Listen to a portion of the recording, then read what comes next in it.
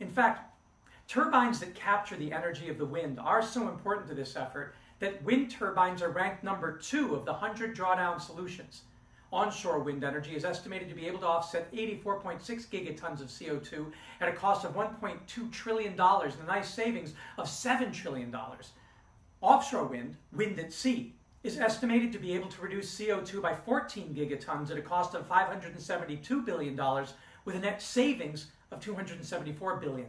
Not as extreme as savings perhaps, but consider this.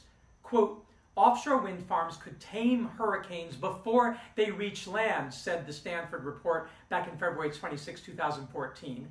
Computer simulations by professors Mark Jacobson have shown that offshore wind farms with thousands of wind turbines could have sapped the power of 3 real-life hurricanes, significantly decreasing their winds and accompanying storm surge, and possibly preventing billions of dollars in damages, end quote. Now those are billions not calculated in the net savings.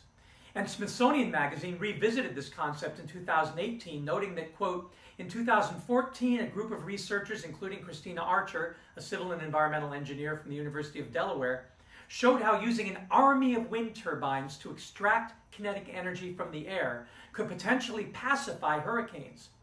The team calculated that a massive array of 78,000 turbines could reduce coastal storm surges, such as the one Hurricane Katrina shoved onto New Orleans in 2005, by up to 79%, end quote. Follow-up work 4 years later suggested that, quote, with enough turbines, the rainfall from Hurricane Harvey could have been reduced by 20%, end quote. So as we calculate the costs and savings, we really need to include all the negative externalities and positive externalities as ever. In these cases, it looks like the stronger our storms and waves and winds become, the more chance we have to use that unprecedented bad energy for unprecedented good. If only we can get the infrastructure in place in time.